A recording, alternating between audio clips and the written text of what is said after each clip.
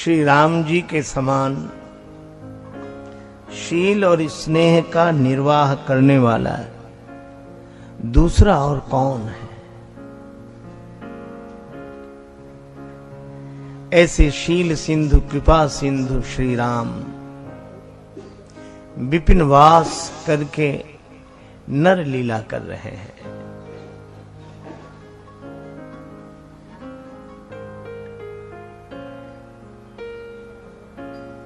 खरदूषण आदि के साथ 14 राक्षस आए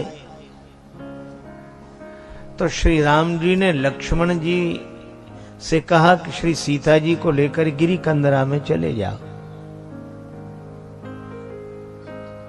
लक्ष्मण जी ने कहा कि प्रभु फिर तो आप अकेले रह जाएंगे, राक्षसों पर विजय कैसे प्राप्त करेंगे। श्री सीता जी भी संग नहीं और मैं भी संग नहीं, न सहयोगी साथ न शक्ति साथ। श्री राम जी ने कहा इन राक्षसों पर विजय युक्ति से पाई जाती है।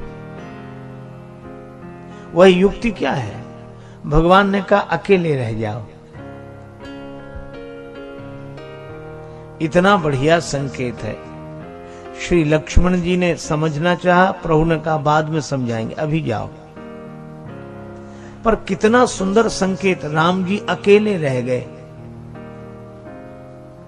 आप अकेले रह जाओ, विकारों से सुरक्षित हो। द्वितीया द्वयम भयम भवति, दूसरा द्वंद्व का कारण बनेगा। एक वकील साहब का बेटा कहता था, पिताजी हमें अकेले में डर लगता है। पिता तार्किक वकील जो था कहने लगा अकेले में डर लग ही नहीं सकता।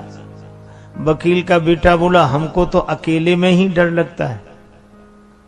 अच्छा अकेले में किस बात का डर लगता है? किसका डर लगता है? बेटा बोला अकेले में हमें भूत का डर लगता है। तो वकील ने कहा फिर तुम अकेले कहां रह गए? एक तुम, दूसरा तुम्हारा भूत, डर शुरू। हम अगर बिल्कुल अकेले रह सके, हमारे अलावा कोई हो ही नहीं, मुझे मेरी मंजिल कहां लेके आई जहां मेरे अपने सिवा कुछ नहीं है। हम ही हम हो, बस हम ही थे भूले, हम ही में भूले, हमें ढूंढने हम ही चले, हम ही ने खोजा हम ही ने पाया, हमें मिले तब हम ही मिले, दूसरा है ही नहीं। बिल्कुल अकेले रह गए, हमारे अलावा दूसरे की सत्ता है ही नहीं। ऐसे भाव में रहने वाला व्यक्ति सहज विकारों से मुक्त हो जाता है। निजानंद मस्ती में मैं झूमता हूं, कहां कौन कैसा न मैं पूछता हूं। खिले हैं जमाने में गुल रंग बिरंगे, मिसाले भंवर होके मैं गूंजता हूं। गुज़िश्ता जमाने में थे कर्म जितने, उन्हें ज्ञान होली में मैं फूंकता हूं। न जीने की इच्छा न मरने की चिंता, कजा से निडर होके मैं घूमता हूं। और मिली हैं जिनसे ये बेहद निगाहें, पकड़ उनके कदमों को मैं चूमता हूं। हुआ मुक्त सबसे बड़ी खुश नसीबी, फकीरी खजाने को मैं लूटता हूं। मैं ही मैं। श्री स्वामी राम तीर्थ जी लिखते हैं, पानी के जहाज से यात्रा करते समय तूफान आया, लगा कि जहाज डूबने वाला है।